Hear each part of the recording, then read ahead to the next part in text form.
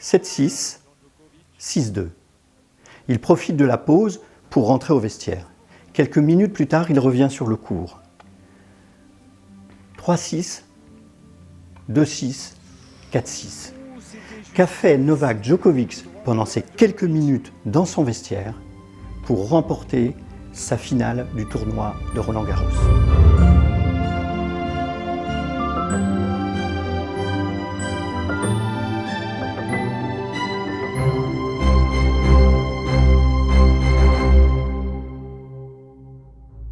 Roland-Garros, édition 2021. C'est la finale qui oppose Novak Djokovic, le numéro 1 mondial, et le jeune joueur grec Stefanos Tsitsipas, qui joue là la première finale d'un tournoi du Grand Chelem. Djokovic, à ce moment du match, a déjà perdu 2 sets, et s'il perd le 3e set, il aura perdu sa finale. À la fin du second set, Novak Djokovic fait une pause et en profite pour rejoindre son vestiaire. Il revient quelques minutes plus tard et il va enchaîner les 7 gagnants, 3-6, 2-6, 4-6. Que s'est-il passé? En conférence de presse, on interroge d'abord Tsitsipas. Et lorsqu'on demande à Tsitsipas comment il a vécu, il a une certaine amertume d'avoir perdu ce match. Et en même temps, il le dit lui-même, c'est un autre homme qui est entré sur le court. Beaucoup plus frais, beaucoup plus présent dans le match, jouant tout à fait un autre niveau de jeu. Lorsqu'on a demandé la même chose à Novak Djokovic, dans un premier temps, il a dit « je ne vais pas vous donner tous mes secrets ». Pourtant, un journaliste a réussi à ce qu'il se confie. Qu'est-ce qui s'est passé pour lui?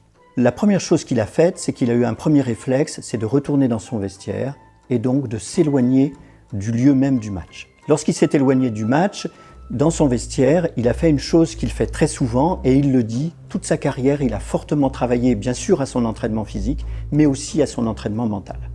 Et il sait qu'il a parfois des pensées négatives et il sait les chasser intérieurement. Au moment du second set, il a une voix intérieure qui commence à lui dire « tout est fini ». Il sait que s'il ne fait pas taire cette voix intérieure, il va perdre son match. Ce qu'il va faire à ce moment-là, il le décrit lui-même, il va organiser un dialogue à 3. Il y a Djokovic qui joue le match, il y a le Djokovic un peu négatif qui dans la tête dit « tout est fini » et puis il y a un autre Djokovic qui ne lâche jamais, qui est connu pour ça et qui dit « je vais gagner ».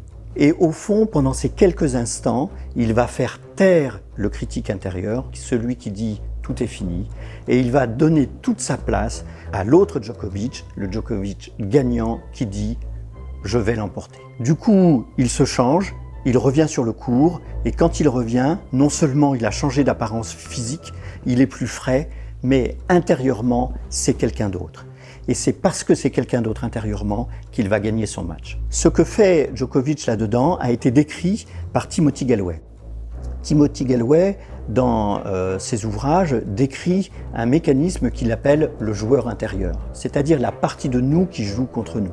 Et il explique combien, quand on entraîne des grands sportifs, mais aussi des grands entrepreneurs, quelle que soit la personne, il explique simplement qu'une grande partie du match, une grande partie de votre capacité à gagner, à l'emporter face aux difficultés ou aux enjeux, se joue à l'intérieur de vous, dans votre capacité à faire taire votre critique intérieure.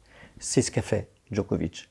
Et vous voyez les résultats. Ce travail a été décrit par Timothy Gallwey, qui est le premier coach qui a d'ailleurs inventé le coaching professionnel à partir du coaching sportif. Et je l'ai décrit dans une vidéo sur cette chaîne que je vous invite à regarder, où j'explique très clairement ce qu'explique Timothy Gallwey sur le joueur intérieur. À partir du moment où vous avez réussi à faire taire votre critique intérieure, à partir du moment où vous vous êtes connecté à votre force intérieure, à votre résilience, alors tout devient plus facile, vous êtes une autre personne et vous pouvez faire face à vos difficultés et gagner vos matchs. J'espère que cette vidéo vous aura intéressé, vous inspirera, vous permettra d'aller plus loin dans votre vie. Bien sûr, si vous êtes également tennisman, à gagner vos matchs comme Djokovic, et je vous donne rendez-vous pour d'autres vidéos sur la chaîne Résilience et Puissance.